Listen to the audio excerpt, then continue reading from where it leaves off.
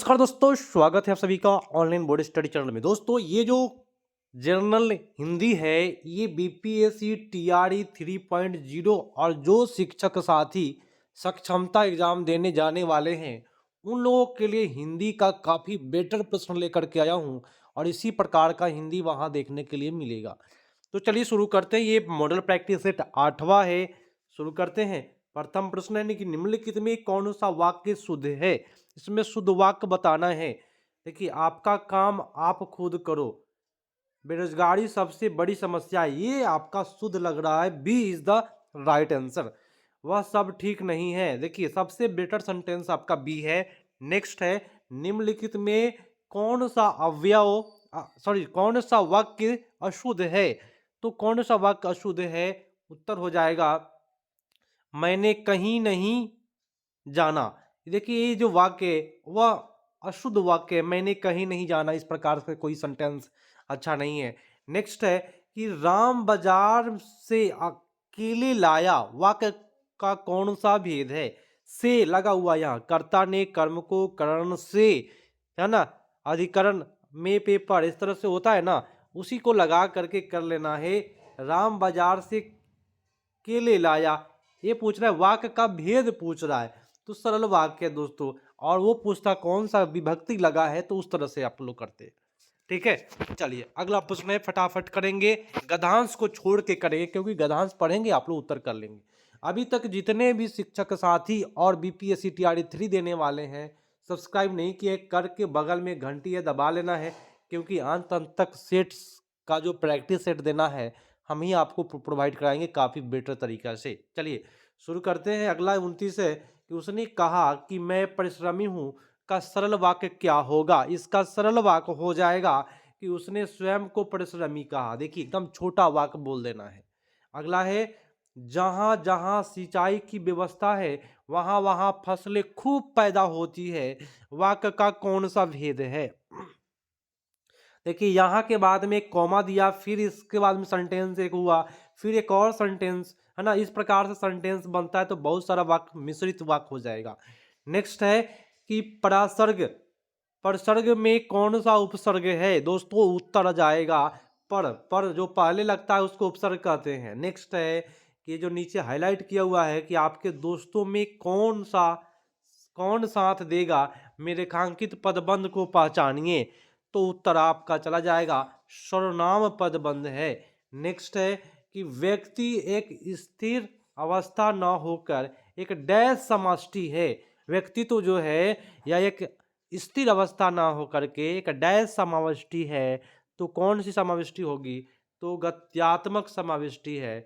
Next है कि निम्न में योग रूढ़ शब्द का उदाहरण बताना है। देखिए, योग रूढ़ बताऊं जिसका मीनिंग अलग निकले, उसको योग रूढ़ कहते हैं।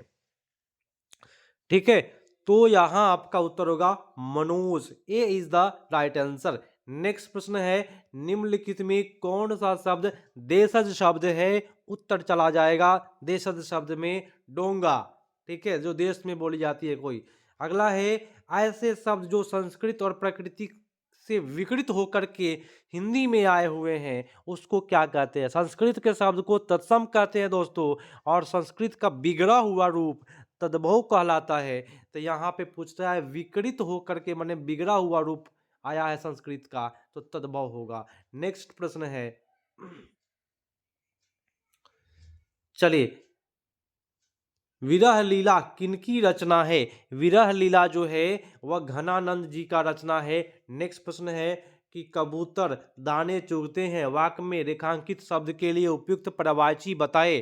देखिए, कबूतर का पर्यायवाची बताना है, उत्तर चला जाएगा कपोत। नेक्स्ट है कि क्या बताना है इसका?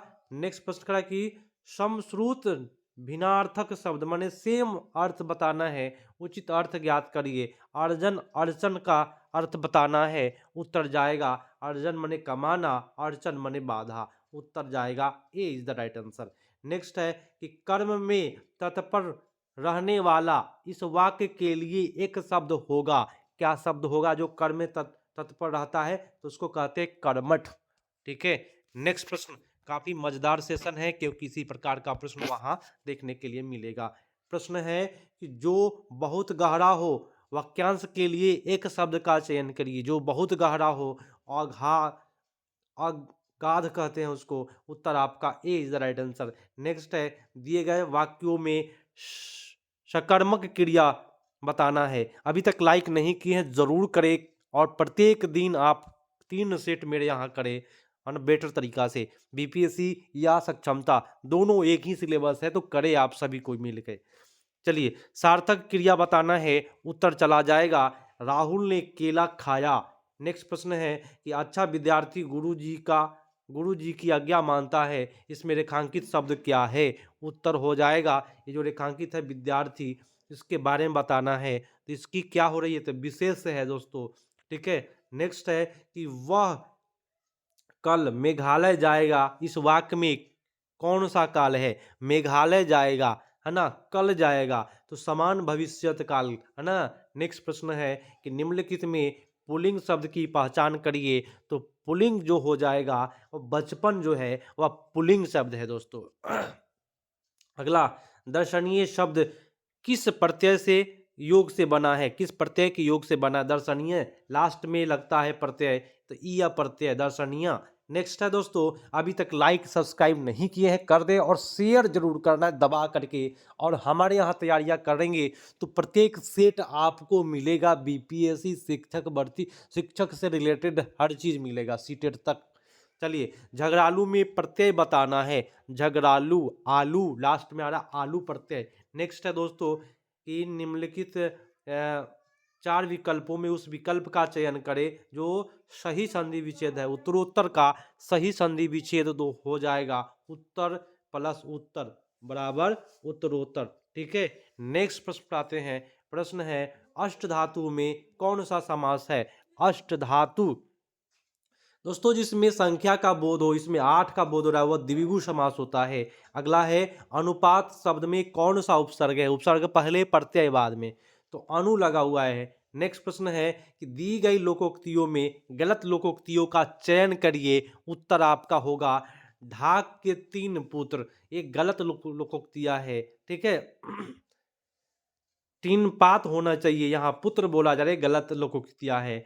नेक्स्ट है कि इधर कुआं उधर खाई, लोकोक्तिया का सही अर्थ बता दीजिए। इधर कुआं उधर खाई माने दोनों ओर संकट है। अगला है कि आज हमें व्याकरण पढ़ाया गया, इस वाक्य का उदाहरण है।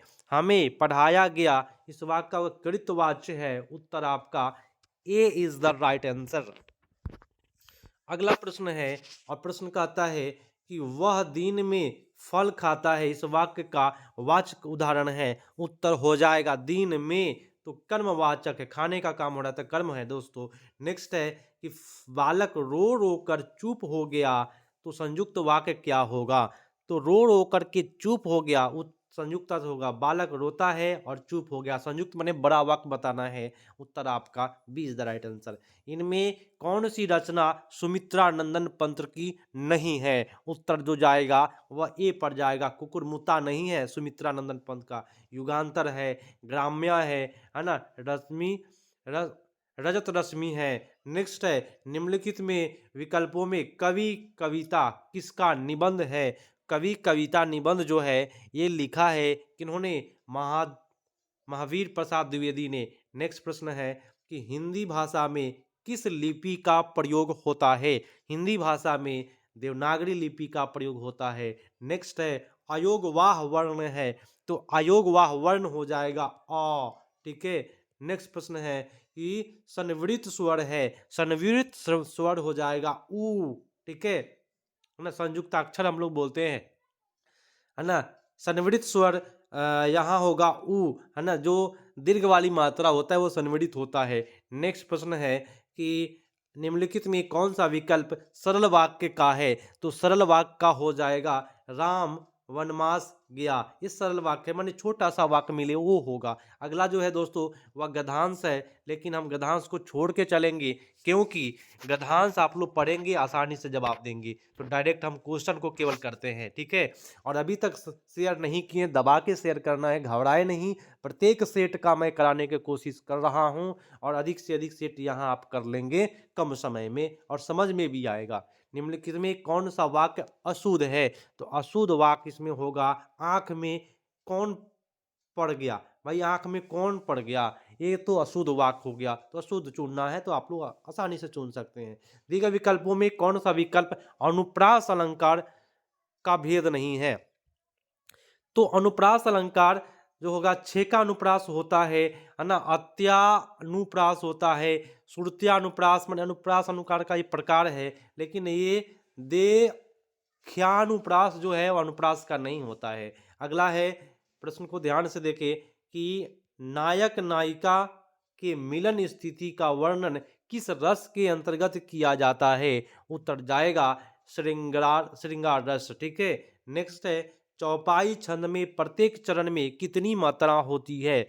तो प्रत्येक छंद में चौपाई में 16 मात्राएं होती है। लिंग के कितने प्रकार होते हैं? तो लिंग के जो है वह 2 प्रकार होते हैं। नेक्स्ट प्रश्न स्त्रीलिंग पुल्लिंग। नेक्स्ट दोस्तों कहता है बालक गेंद से खेल रहे हैं, वाक्य में कारक बताए। गेंद से खेल रहा है तो गेंद को पकड़ के ना खेलेगा। तो कर्ता ने कर्म को करण से, तो यहाँ से लगाए तो करण से मारेंगे। अगला है जहां पूर्ण विराम की तुलना में काम रुकना होता है वहां किस विराम का चिन्ह प्रयोग करते हैं? तो जहां रुक जाता है कोई भी सेंटेंस लिख करके, है ना, वो भी क्या तुलना में कम रुकना लिखा हुआ है, कम रुका जाता है। कम बोले तो अल्प विराम, तो उसी को बोला गया है अर्ध विराम दोस्तों।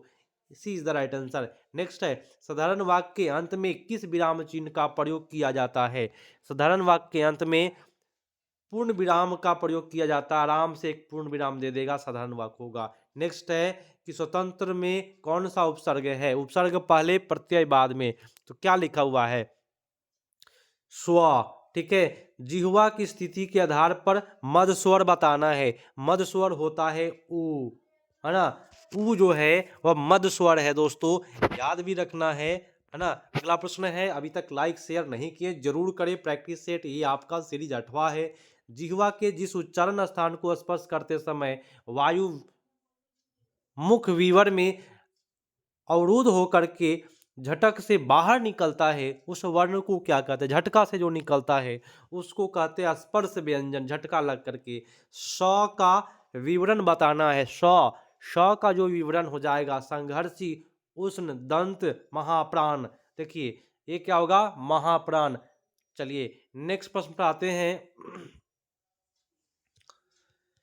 दो सार्थक शब्दों के मेल से बनने वाले शब्द को क्या कहते हैं? दो सार्थक के शब्दों के दो सार्थक शब्दों के मेल से जो शब्द बनता है उसको यौगिक कहते हैं। ठीक है, दोनों का मीनिंग निकलता है ना। विद्या जो आलय, जैसे कि विद्यालय, विद्या का आलय, विद्या का घर, तो यौगिक शब्द हो गया। ठीक है, निम्नलिखित में रूढ़ शब्द का उदाहरण। रूढ़ बोलते हैं जिसको खंड करिएगा तो उसका कोई मीनिंग नहीं निकलेगा। तो पान को आप खंड करिए, कोई मीनिंग नहीं निकलेगा। ठीक है, अगला प्रश्न है और ये कहता है कि दिए गए विकल्प में रेखांकित खंड को प्रतिस्थापित करने के लिए उपयुक्त विकल्प का चयन करें। आदर्श बालक सुबह उठकर अपनी माता पिता को प्रणाम करते हैं, तो यहाँ अपनी माता पिता के स्थान पर क्या करिएगा, है ना, ये बताना है। तो अपने माता पिता होना चाहिए। ठीक है, अपनी नहीं लिखना है, अपने माता पिता। नेक्स्ट है कि निम्नलिखित में से उस विकल्प का चयन करें जो जमीन आसमान एक करना मुहावरे का अर्थ है। जमीन आसमान एक कर दीजिए दोस्तों एग्जाम के लिए, तो बहुत अधिक परिश्रम करना। नेक्स्ट है कि सही वर्तनी वाले शब्द का चयन करें। उत्तर जाएगा तटस्थ जो है वह सही वर्तनी वाला है। नेक्स्ट है दिए गए वाक्यांश में रेखांकित खंड को प्रतिस्थापित करने के लिए उपयुक्त विकल्प का चयन करें। दादाजी मोटिया रोटियां नहीं खाते, ये मोटिया के जगह पर क्या होगा? तो सेंटेंस बेटर होगा। तो मोटी रोटियां होना चाहिए, मोटिया रोटियां नहीं होता है। फिर से बताना है आशा पर सहारा लेना, इस यहाँ पे क्या होगा? व्यक्ति जो अपना जीवन सफल बनाने के लिए आशा पर सहारा लेना चाहिए, क्या होना चाहिए यहाँ पे कि बेटर लगेगा? तो आशा का सहारा लेना चाहिए, पर नहीं, आशा का। नेक्स्ट है विलोम बताना है, क्या चीज़ का? स्थूल का। स्थूल का विलोम होगा सूक्ष्म दोस्तों। नेक्स्ट है कि कह रहा है कि वाक्यांश के लिए एक शब्द ढूंढिए जो कुछ न जानता हो, उसका एक वर्ड में बताइए, क्या कहिएगा एक वर्ड में? तो अज्ञेय। ठीक है, जो कुछ नहीं जानता हो।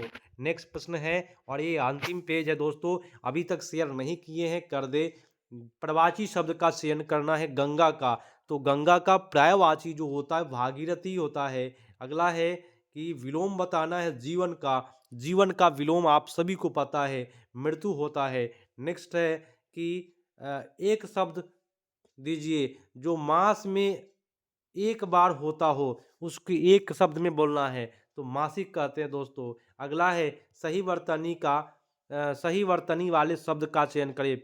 प्रियदर्शी, प्रियदर्शी कौन सा सबसे बेटर होगा, उत्तर जो जाएगा ये प्रियदर्शी जो लिखा हुआ ये सेंटेंस ठीक है। नेक्स्ट है कोई त्रुटि है बताए। लक्ष्यहीन मनुष्य जिंदगियों में कभी भी सार्थक कार्य नहीं कर सकता है। कहाँ पे त्रुटियां है, तो जिंदगियों में कभी यहाँ पे होना चाहिए, जिंदगियों में कभी, ये जो है थोड़ा सा इसमें त्रुटियां है, ठीक है। इस सेंटेंस का प्रयोग यहाँ पे नहीं करना चाहिए। नेक्स्ट है कहता है कि दिए गए समूहों में एक शब्द ज्ञात करें। गुरु के समीप रहने वाला विद्यार्थी, एक शब्द में आप क्या कहिएगा इसको, जो गुरु के समीप रहता है, तो अंतेवासी, ठीक है, क्या कहेंगे अंतेवासी। और आज का अंतिम प्रश्न है रिक्त स्थानों को भरने के लिए उपयुक्त शब्द का चयन करें। मैं डैश को परेशान नहीं करूंगा, तो उत्तर जो जाएगा वह किसको नहीं करूंगा, तो किसी को। यहाँ सबसे बेटर सेंटेंस किसी को। तो दोस्तों मिलते हैं अगले पार्ट में। अभी तक सब्सक्राइब करके घंटी नहीं दबाए हैं, दबा लीजिए, क्योंकि आपको शिक्षक भर्ती से संबंधित सक्षमता हो, बीपीएससी टीआरई 3 हो, सारे चीज़ मेरे यहाँ मिलेंगे। सीटेट का एग्ज़ाम तो भाई स्पेशल चलता है, तो बैच उसका शुरू होने वाला है, तुरंत होगा जैसे ही नया नोटिफिकेशन आएगा। तो आप लोग घबराएं नहीं, शेयर करें और सब्सक्राइब नहीं किए कर ले। मिलते हैं अगले पार्ट में, तब तक के लिए धन्यवाद। जय हिंद।